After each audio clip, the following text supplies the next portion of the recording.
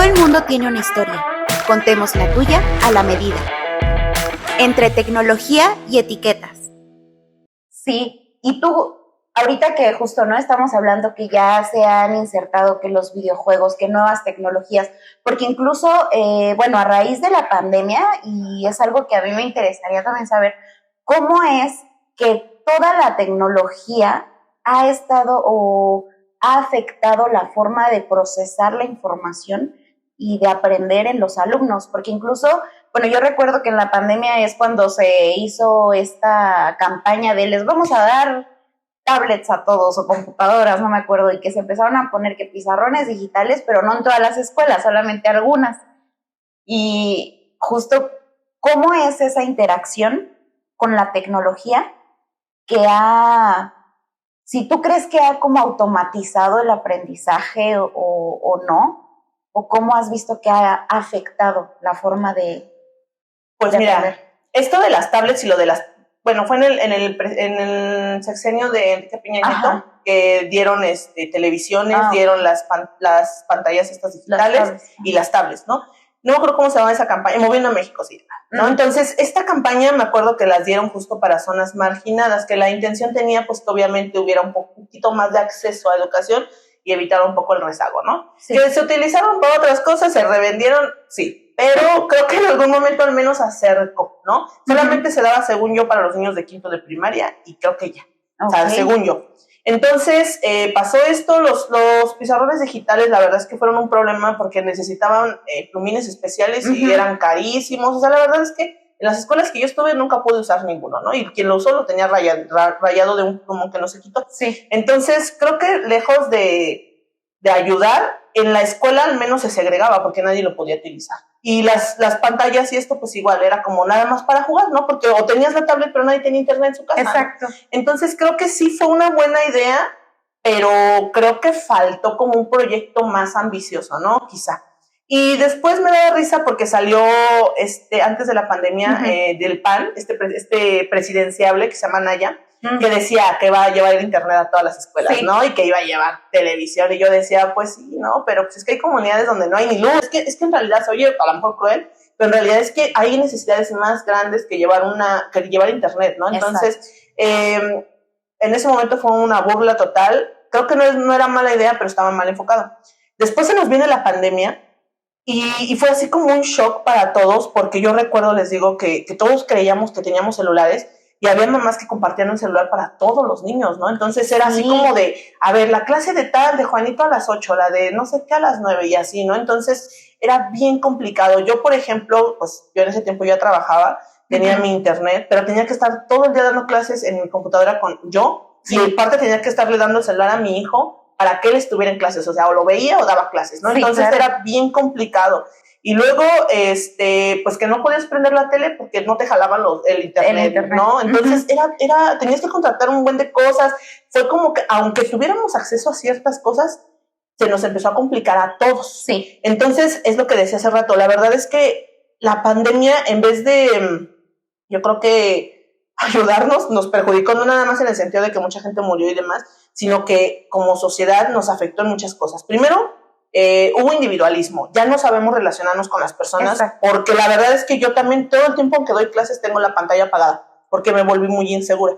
Mi hijo incluso, ¿no? Ya no se quería quitar el cubrebocas. Es gente que le daba miedo enfrentarse a la gente, no sabe cómo relacionarse, o sea, hubo muchas cosas que hizo la tecnología, en vez de ayudarnos, nos perjudicó, ¿no? Porque podías simplemente apagar el micrófono y ya, te aislabas del mundo. Exacto. Entonces, la tecnología creo que en vez de ayudarnos, nos perjudicó en ese sentido, que nos volvió individualistas, nos volvió miedosos.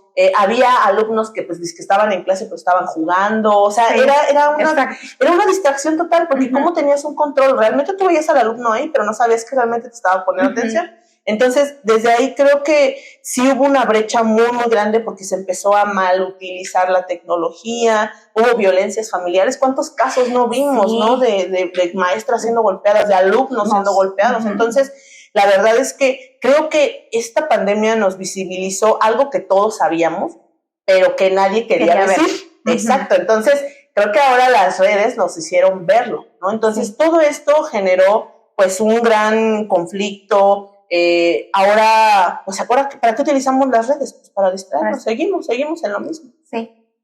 Y cómo toda esta ola, o toda esta visibilización de problemas es que afecta a la forma de enseñar, porque también justo como dices, ¿no? Los maestros no son entes nada más dedicados a la docencia, o sea, también son personas que tienen sus cuitas, que tienen hijos, o sea, muchas cosas en las cuales, varias esferas en las cuales se desenvuelven.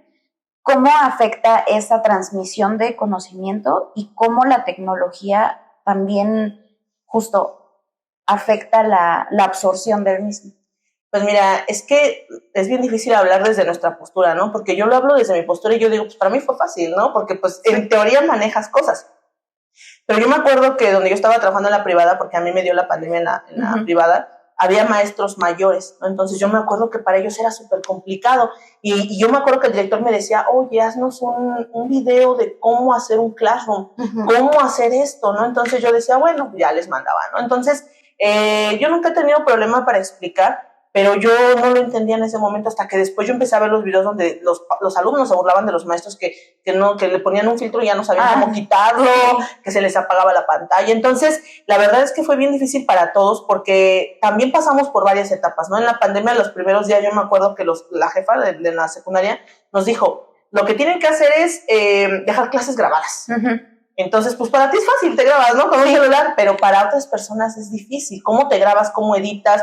Desde que no tienes un pizarrón en tu casa, hubo maestros que improvisaron papeles bond, o sea, muchas cosas, ¿no? Entonces, creo que aquí es donde salió la creatividad de muchos maestros y también hizo la concha de muchos maestros, ¿no? Porque muchos lo que hacía la maestra de mi hijo era mandarle videos ya grabados, ¿no? De YouTube, ¿no? Entonces, yo siempre digo así, YouTube. Entonces creo que hizo explotar a personas que realmente tienen esa creatividad, pero también encontró muchos otros. Entonces, desde ahí hubo una brecha, no nada más con alumnos, sino también con los maestros, porque se vio ya la brecha social que no quieren, también hay maestros que no quieren aceptar que la brecha ya está muy amplia y que no se quieren actualizar. Entonces yo creo que fue para decidir a muchos de nosotros como maestros, ¿te actualizas o te jubilas? Y muchos se jubilaron. Pues entra también ahorita, pues, el tema en auge, ¿no? De la nueva reforma educativa. Porque, pues, justamente México está pasando por esta, que de hecho no es realmente nueva, porque ya venía impulsándose, desde el 2019, si mal no me equivoco, ¿no? Del 2018. 2018. Sí, mira, todo el mundo cree que es una reforma que viene de hace meses y en realidad no. Mira, esta reforma viene desde el 2018 cuando, bueno, yo recuerdo que yo estaba en la privada y nos mandaron a uno que se llamaban juntas te mandaban a diferentes escuelas, ¿no? Con tu academia. Y recuerdo que ahí nos presentaron lo que iba a ser el nuevo proyecto de nación para lo que era la 4T, ¿no? Que era el proyecto de bienestar. Sí. Resulta que entonces, en ese tiempo, Esteban Moctezuma, que era el encargado de la SEP, nos presenta este proyecto que se supone que ellos habían tomado de Europa, ¿no? Que era esta nueva escuela mexicana, la NEM. ¿Qué proponía? Bueno, se proponía que los alumnos fueran tanto autogestivos como los maestros, que el conocimiento fuera humanista, que fuera enfocado a aplicarlo en la comunidad, o sea, que lo que aprendieras lo pudieras aplicar en la comunidad, ¿no? Entonces, para ese momento, cuando a mí me lo presentan, me parece como, híjole, pues se oye padre, pero a mí me sonaba mucho a lo que ya había hecho Vasconcelos, lo que comentaba hace rato, ¿no? De las misiones culturales, como hay que atraer a los indígenas, el rezago, para mí me sonó así. Entonces, cuando lo presentaron en plenaria con los directivos y demás, yo lo platiqué, ¿no? Y pues como los maestros no saben historia, muchos decían, pues, ¿quién sabe de qué habla, no? Sí. Entonces yo me acuerdo que, pues para ese momento los compañeros decían, híjole, 2024, ay, ¿cuándo va a entrar? Falta mucho, ¿no? Era el 2018. Para ese momento nos sonaba muy, muy lejano. Entonces, pues yo recuerdo que nos dijeron que este proyecto no podía ingresar o no podía empezar porque era un proyecto que teníamos que ir como aprendiéndolo poco a poco, ¿no? Entonces, pues nos fuimos capacitando cada mes, esa vez nos capacitaron 2 semanas, de ahí cada junta de consejo nos daban como partes de lo que era la nueva escuela mexicana, cómo era la educación autogestiva. Entonces, este proyecto viene desde el 2018, pero yo creo que muchos de los maestros no realmente no pusieron atención, o más bien quisimos hacernos los que nunca iba a entrar, ¿no? Porque ellos me han comentado en su experiencia que pues a lo largo de cada sexenio modifican reformas. Claro. Entonces, las reformas son para legitimar pues, un proyecto de nación, un equipo, una idea, y pues muchas veces dicen que cuando se acaba el equipo o el sexenio, sí, se acaba el proyecto, ¿no? Entonces, no se le da seguimiento realmente. Exacto, entonces por eso es que la educación también está muy estancada y rezagada en ciertas cosas, porque no hay un seguimiento real. Lo último que nos enseñaron fue hacer los planes analíticos ya enfocados a la educación, ¿no? Que eso ya es otra cosa. Sí. Pero bueno, entonces este modelo no es nuevo, realmente viene desde el 2018, nada más que te digo, muchas veces quisimos hacernos oídos sordos, pero de que iba a entrar, pues iba a entrar, ¿no? En algún momento, y que quizá lo van a quitar, sí, pero de que iba a entrar. Claro, tú que estás justo, ¿no? Más empapada en esto, ¿realmente el nuevo modelo tiene ventajas o le ves más desventajas? ¿Cómo es que tú lo estás percibiendo?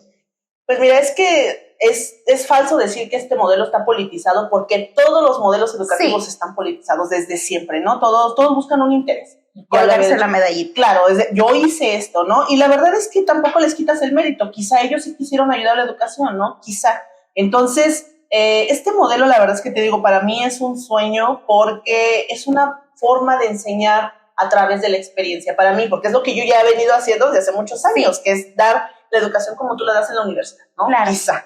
Desde un enfoque humanista, que es lo que yo soy humanista. Entonces, para mí, pues, está súper bien. Ahora, en el sistema de lo que es lo que yo veo en el sistema educativo, yo lo veo súper bien también, porque te decía, es un modelo que quizá puede ser aplicable a México, pero no para todos. Y eso va a generar segregación. ¿Por qué? Porque está enfocado a trabajar virtualidad, pero no en todos los aspectos, sino que aquí el maestro tiene que buscar la manera de tratar de adaptarlo a sus recursos. Y es aquí donde la gente no está entendiendo ese punto, ¿no? Entonces yo creo que ahí es donde hay una gran problemática. Ahora, otra cosa, un paréntesis que quisiera hacer, es que yo lo entiendo de esa manera, porque además de ser humanista, también cuando estuve trabajando en una escuela privada, exactamente en la pandemia, llegó una empresa, no sé el nombre, nos llegó a vender un proyecto. Y ese proyecto era prácticamente la nueva escuela mexicana ya hecha. Entonces ya lo traían de Europa, y varias escuelas privadas lo tienen en la Ciudad de México, lo sabrán los que lo tengan. Entonces yo recuerdo que nos llega, nos presenta, ¿y en qué está basada la nueva escuela mexicana? Pues resulta que cuando se dan cada año, no sé cada cuántos años, se da una reunión entre varios presidentes en varios países, que se llama el G40, y creo que hay un también G30 y un G20, algo así. Pues resulta que hace muchos años se reunieron varias potencias, la ONU y varias cosas, y dijeron, ¿cuál es la problemática más grande de México? Y pues hicieron una lista de cuáles son los casos más graves, y resulta que son 64. Y dentro de esos 64 temas está la escasez de agua, está el problema de género, qué es lo que está pasando con las orientaciones sexuales y demás, las familias, qué es la familia, quién integra la familia, escasez de alimento, sobrepoblación, muchas cosas, ¿no? Entonces, todo esto son los 64 temas que para ellos son de suma relevancia resolver, porque según ellos para el 2030 esto nos va a consumir. Entonces urge generar soluciones que nos ayuden a sobrevivir. Se oye feo y pesimista, pero es la realidad. Nos estamos acabando el mundo. Entonces estas grandes potencias lo que están buscando es tratar de enseñarte cómo sobrevivir en este panorama que se viene. Entonces yo me acuerdo que este programa que nos vendieron era enfocado a esos 64 temas. Entonces tú como matemáticas, español, química, todo, tenías que ver esos 64 temas sí o sí. Yo me acuerdo que el primer tema era el agua. Entonces yo decía, ¿cómo voy a explicar el agua si mi primer tema en historia de universal es de la Edad Media? Claro. ¿Y cómo voy a enseñar en segundo si mi primer tema es cuicuy? No, o sea, ¿cómo? Entonces yo me acuerdo que ellos nos movían temas y nos hacían un movedero de temas. Entonces yo me acuerdo que yo, que era historia, estaba dando escasez de agua, geografía, escasez de agua, mate, escasez de agua, quién sabe cómo, pero todos estábamos dando escasez de agua. Un mes. Luego, al siguiente mes, ya dábamos sobre población. Entonces, todos los temas de los contenidos nacionales, porque creo que muchos no lo saben, pero hay una lista de contenidos nacionales en México que se deben de dar sí o sí, porque cuando llegas a hacer tu examen de la prepa, pues esos vienen, ¿no? Entonces, esos se tienen que dar sí o sí. Bueno, pues resulta que entonces estos contenidos estaban contenidos ahí, vale la redundancia, pero transformados de un orden solucionando estas problemáticas. Entonces yo cuando lo vi así dije, esto me suena a lo que nos habían medio presentado Esteban Moctezuma, pero aquí no lo han dicho cómo es. Entonces yo dije, creo que es esto. Bueno, ya, Lo estuve trabajando durante la pandemia con esta institución privada, lo estuve trabajando 2 años, y pues la verdad es que lo aprendí mucho. Sí.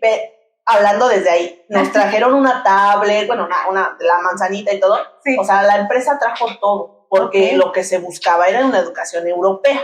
Claro. Pero entonces tú te pones a pensar, a ver, ¿y esto cómo lo vamos a meter en la escuela pública? Hablando de Ciudad de México. Pero ahora ponte a pensar en Tlaxcala, Puebla, lugares donde no hay ni luz. Exactamente. Pero bueno, entonces dije, bueno, mira, es aplicable para mi zona, y dije, qué bonito. Pero no para todos es aplicable. Claro. Este modelo entonces está buscado o planteado para cierto sector. Entonces, lo que la nueva escuela mexicana está haciendo en México, yo creo que sí lo ha pensado y lo trató de adaptar a estas situaciones. Pero no lo adaptó él. O sea, él te dijo, a ver, tú como maestro autogestivo, tú lo tienes que hacer. Y es donde muchos se están quejando, ¿no? Porque es una chambota. Es una chambísima, ¿no? La verdad es que sí, también ahí sí hago una queja, porque ahí sí tienen razón mis compañeros. Es mucho papeleo que tenemos que estar llenando a veces innecesario. Es mucho trabajo. Para mí, que a lo mejor dice, estás joven, híjole, no es tan pesado, y sí lo es. Sí. Imagínate para las personas más grandes, ¿no? Claro. La verdad es súper complicado. Yo mencionaba, trabajo en una escuela muy grande, tengo 58 compañeros en la tarde, entonces la mayoría pues son de distinta edad. Claro. Entonces imagínate para una persona que ya tiene 30 años dando clases, que te dicen, es que no entiendo. Claro. Y tú lo ves así, pues está bien fácil, ¿no? Sí, pero ya luego yo lo entiendes y dices, sí, es que es bien complicado. Entonces, también ahí, por eso siento que hay mucho queja, ¿no? Y yo lo entiendo totalmente, porque sí, porque mi modelo puede funcionar para mí. Pero cuando mi niño ya no sea mi alumno y pase a tercero, segundo, primero, el maestro lo va a adaptar a otro modelo que le funcione a él, y los contenidos que él le enseña a lo mejor le limitan o lo potencian. Entonces, esa es la gran problemática, que realmente la escuela mexicana no ayuda al papel del maestro. Lo está limitando, y también le está quitando el poder, no el poder de autoridad, sino el poder de realmente tener el valor como es lo que es. Sí. Entonces creo que ahí ese es el problema. El problema. Ok, y bueno, justamente ya retomando el tema de este mundo digital, ya como para cerrar, digo, estos temas, yo podría estar aquí toda la vida hablando, ¿no? Pero podemos concertar otro episodio si así también nos los permites. Pero ya para ir cerrando un poquito en esto de lo digital, como nos decías, ¿no? Tú participaste en un certamen con una propuesta, y es justamente con toda esta de las tecnologías. ¿Cómo visualizas en el futuro tú con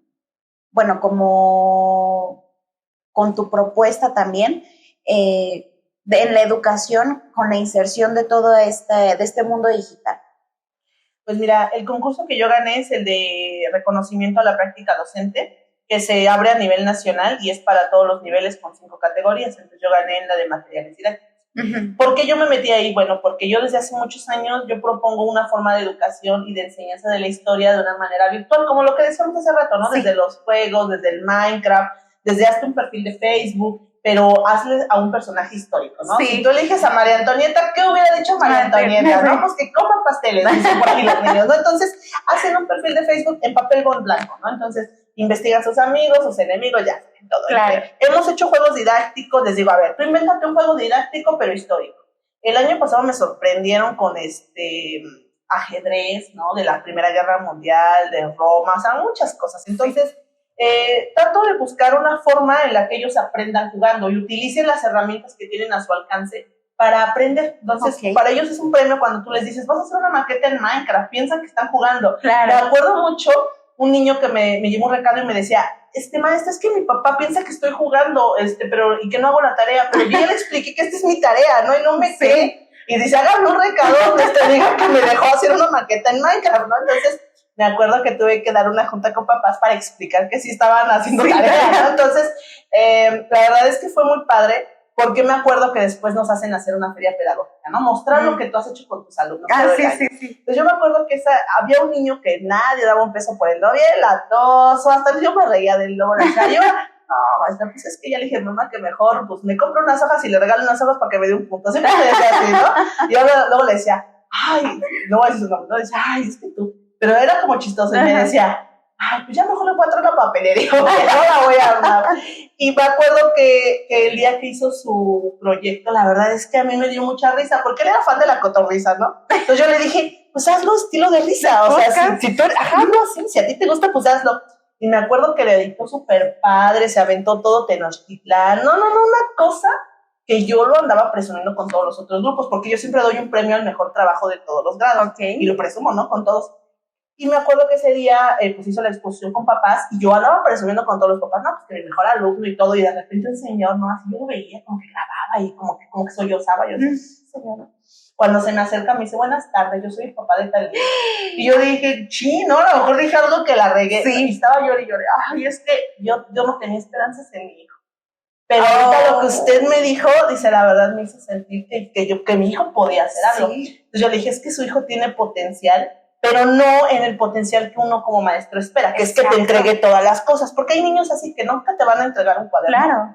Pero hay niños que saben y que son creativos. Entonces yo los ubico por medio de esto. Yo le dije, su hijo es creativo. Aproveches. Claro. Entonces sí, yo me acuerdo que se fue súper contento.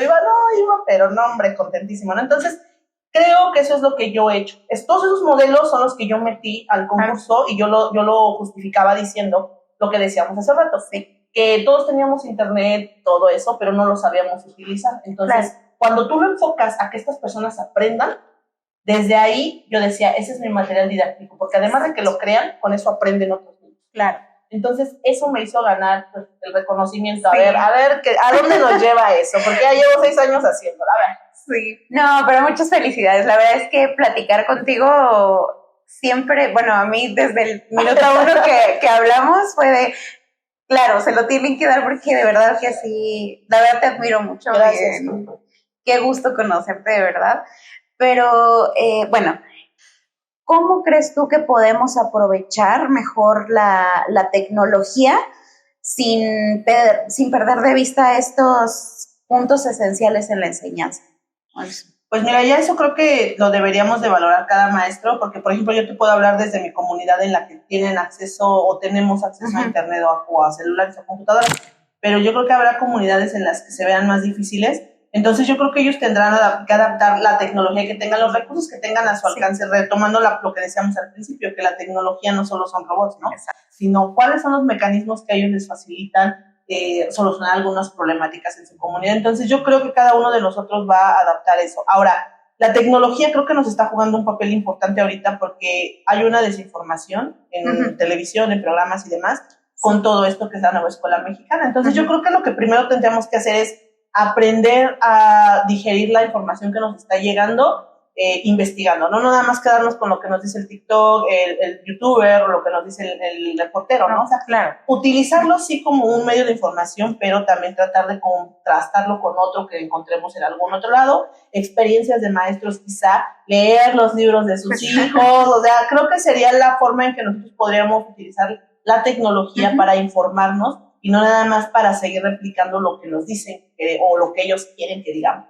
Ay, Sam, la verdad es que es muy interesante justo todo lo que hemos estado hablando y te agradecemos nuevamente el hecho de haber venido al podcast.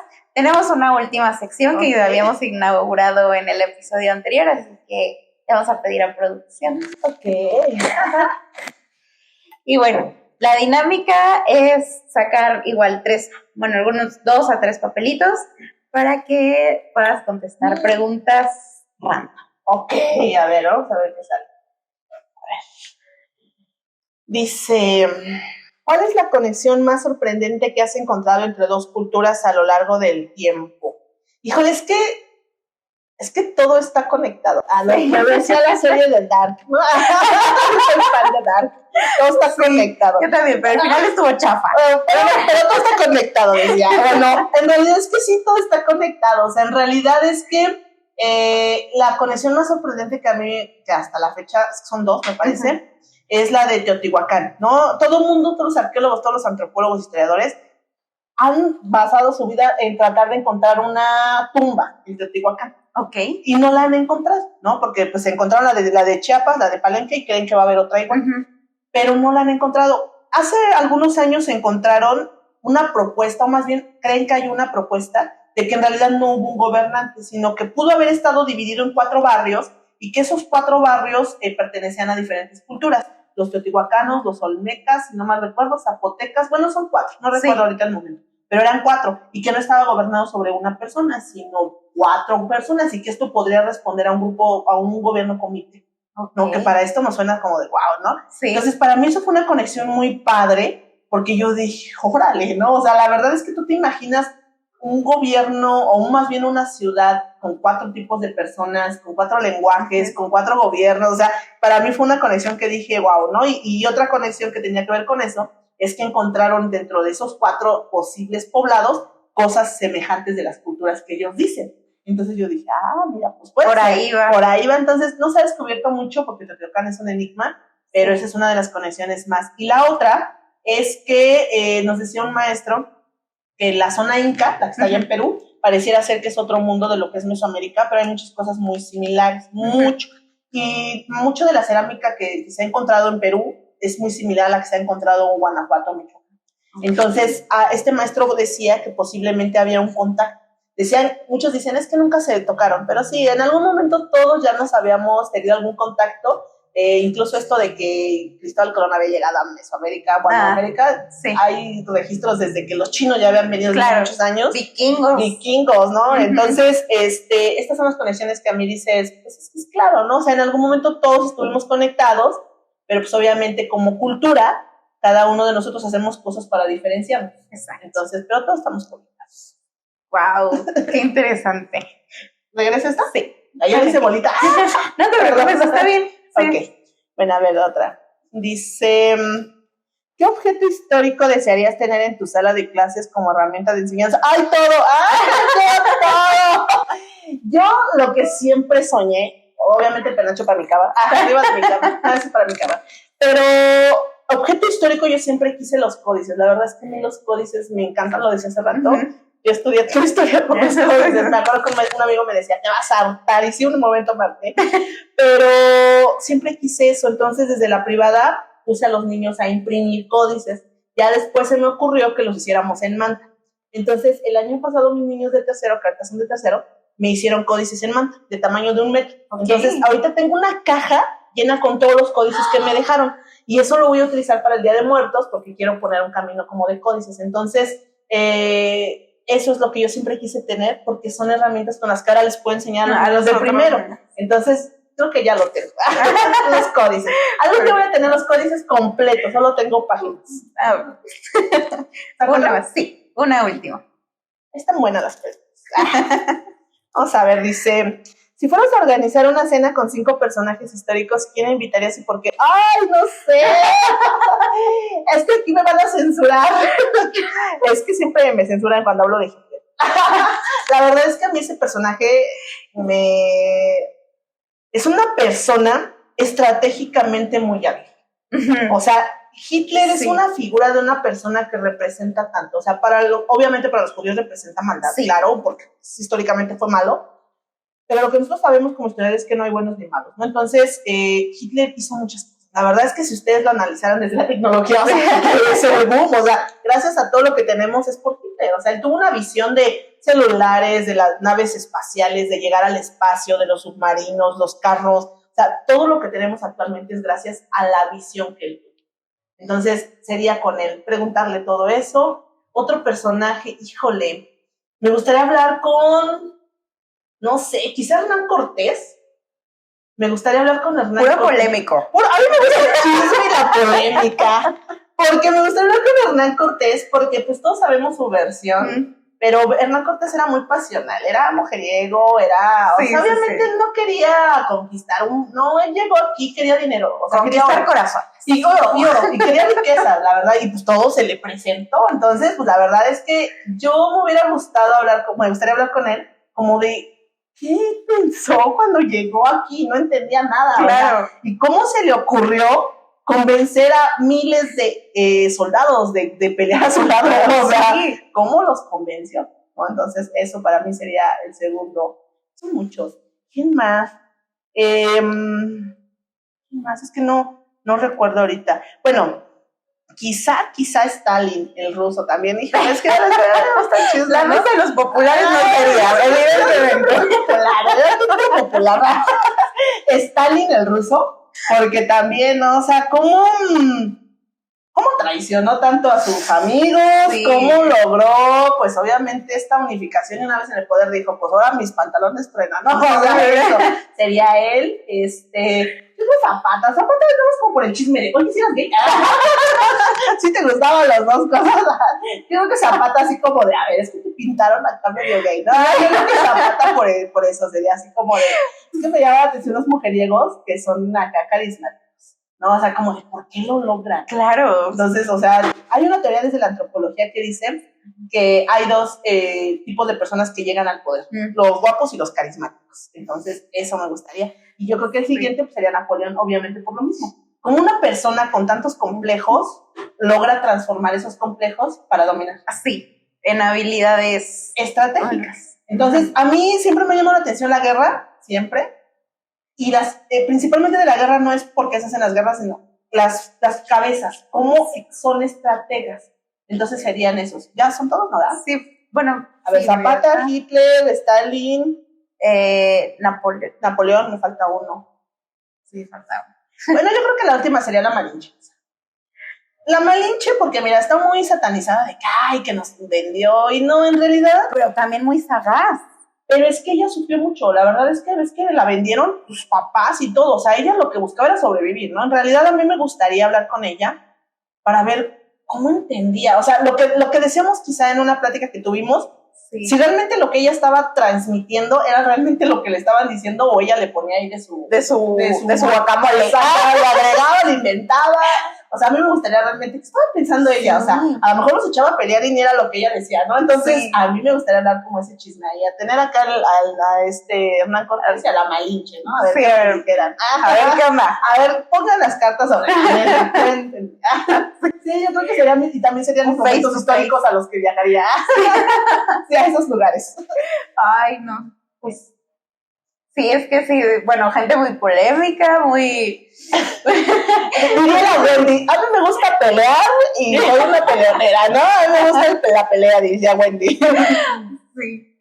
No, pero sí es muy, muy interesante también, justo esto, lo que comentas. A mí también siempre me ha gustado mucho, o me ha llamado mucho la atención siempre el cerebro, o sea, la mente humana. Y de hecho de ahí también eso se trató mi titulación y bueno, me gusta mucho.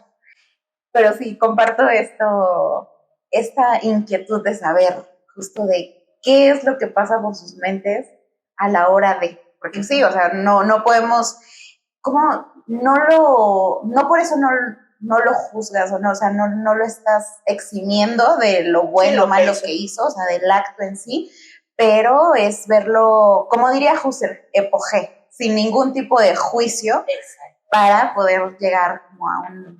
Sería bueno una obra de teatro así, ¿no? Sobre la mesa acá los personajes históricos. Como había una que se llamaba, ¿qué? Mujeres desnudas o algo así, que hablaran sobre los personajes históricos. Ay, lo voy a hacer con mis alumnos. Sí. Así me ocurrió. Yo pensando más en Drunk History. Yo con mis alumnos.